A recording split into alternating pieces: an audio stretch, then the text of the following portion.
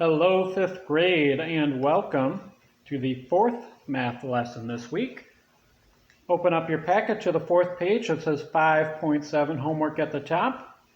Today we're going to be working through divide whole numbers by decimal numbers. Let's take a look at the very first problem, which is a word problem. It says, Nella and Lydia are hiking 15 miles today. After every 5/10 of a mile, they will stop and rest. How many times will they rest?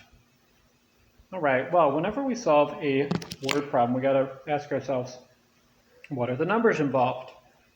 Well, I have 15 miles and 5/10 of a mile. Okay. Here's your clue. Today we're going to be using division. The dividend in the den is going to be the bigger number. What's bigger, 15 or 5/10?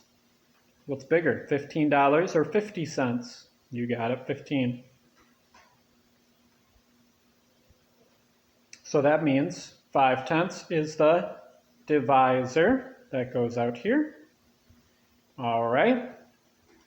Now, remember what we learned yesterday.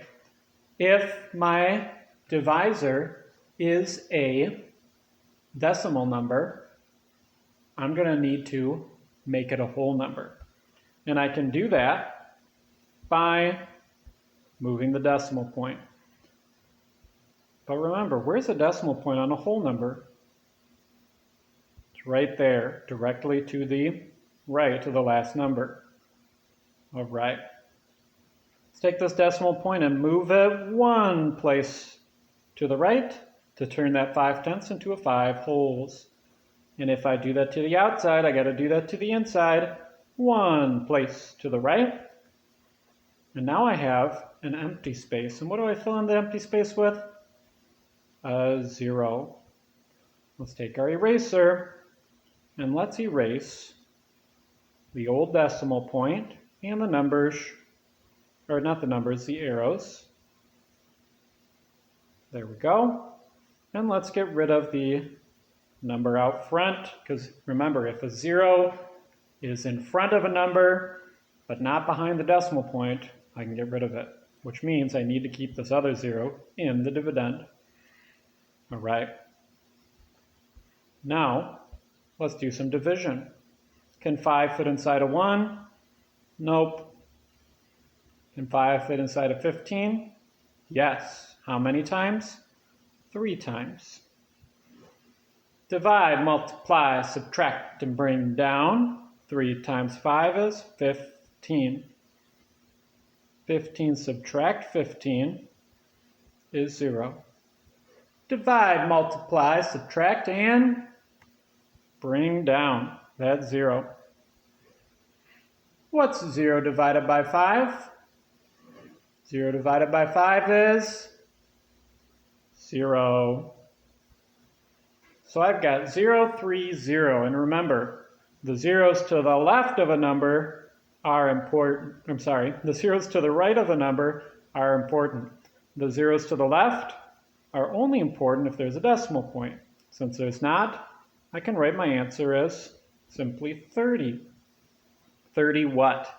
Well, what's the question asking me? How many times will they rest? Oh, well, they're going to rest 30 times. Yikes, that's a long hike. It's a good thing they're going to rest that many times. All right, guys, now let's crank it up and make this a little bit harder. Let's look down at the bottom of your page, and you see a division problem that's a little bit harder. It looks like this. It's got 884 as the dividend, and the divisor is 26 hundredths. All right, remember, I need to move this decimal point one place. Well, now that's still a decimal number. Now it's 2.6. Move it 2 places. If I do that, I've got to move the decimal point that's right here. Even if it's not written, it's always to the right. How many places should I move it? 1 place, 2 place. All right, let's fill in the blanks with zeros. Now, let's get rid of my old decimal points and the arrows.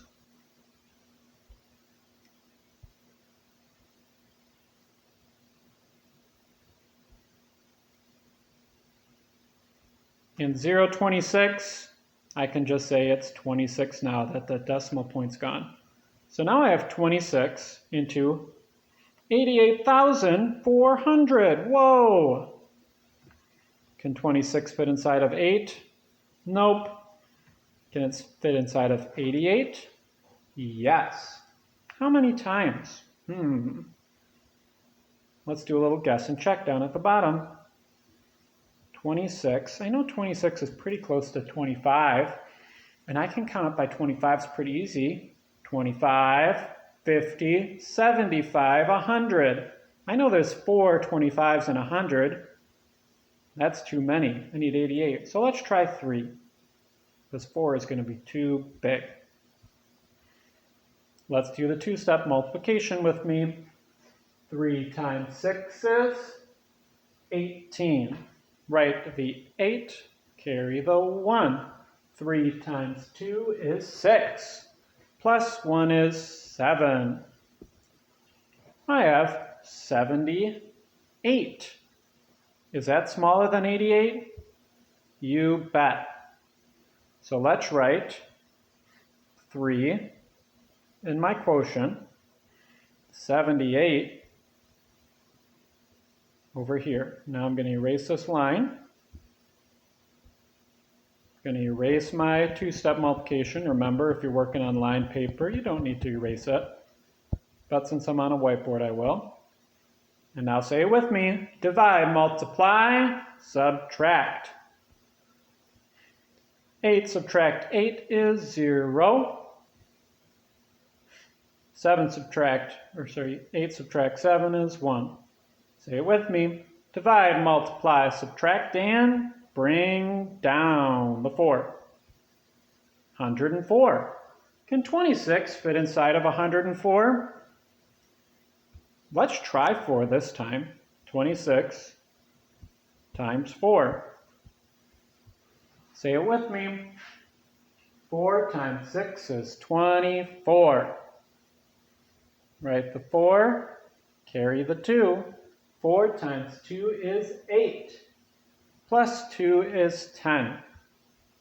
104, look at that. It fits inside of there perfectly. So let's write 4 in my quotient. 4 times 26 is 104. And now I'm going to just get this out of here so it doesn't confuse us on our whiteboard. All right. 104 subtract 104 is 0. But I'm not done yet, because remember it goes divide, multiply, subtract, and bring down. What's 0 divided by 26? Think about it this way.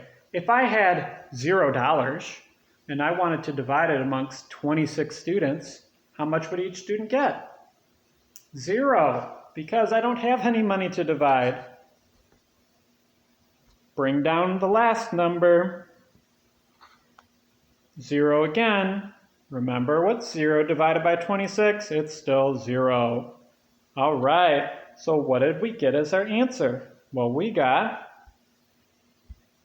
3,040. And remember, I can put my comma in between the thousands and the hundreds place to help me keep track of my numbers. 3,400. All right, guys, put that into practice today on 5.7 homework.